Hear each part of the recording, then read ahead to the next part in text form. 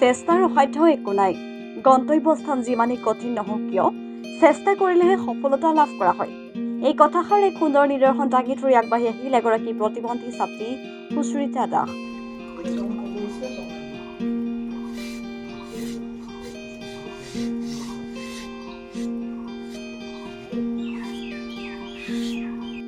শাৰীৰিকভাৱে অক্ষম হলেও জীৱনৰ সৈতে যুঁজি থকা সুচৰিতা দাসে পিতৃৰ কষ্ট দেখি অনুপ্ৰেৰণা লাভ কৰি বহু কষ্টৰে নিজৰ সপোন বাস্তৱায়িত কৰি নিজৰ অঞ্চলটোলৈ গৌৰৱ কঢ়িয়াই আনিলে।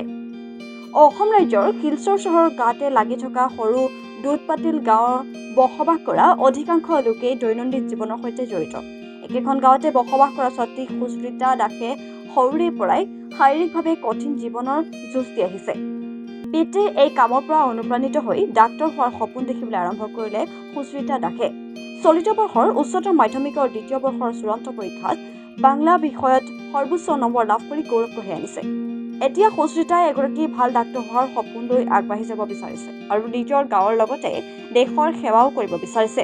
সুচৰিতা দাসে তেওঁৰ সফলতাৰ বাবে শিক্ষকৰ লগতে পিতৃ মাতৃ আৰু ভগ্নীক কৃতজ্ঞতা জ্ঞাপন কৰিছে।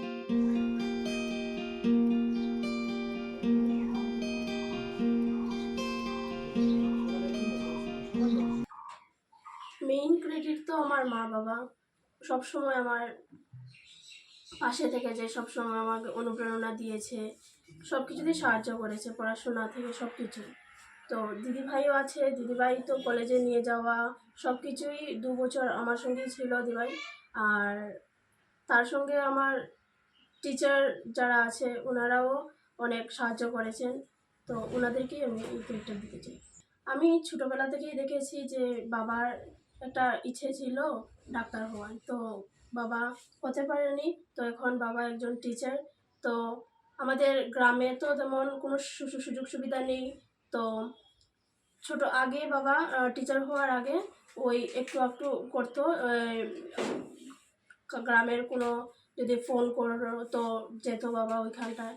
তো ওইখান থেকেই আমার একটু ইচ্ছে যে বাবা যেহেতু হতে পারেনি, তো আমি যদি ওইটা করে দেখাতে পারি তাহলে বাবাও খুশি হবে, তার সঙ্গে আমিও একটু খুশি হব। ওইটাই এখান থেকে। হ্যাঁ, আর গ্রাম আমি যদি এখানে হতে পারি তাহলে আমার গ্রামেরও তো অনেক ইয়ে হবে। তারপর আমি গ্রামের সবাইকে সেবা করতে পারবো, সাহায্য করতে পারবো। ওইটাই।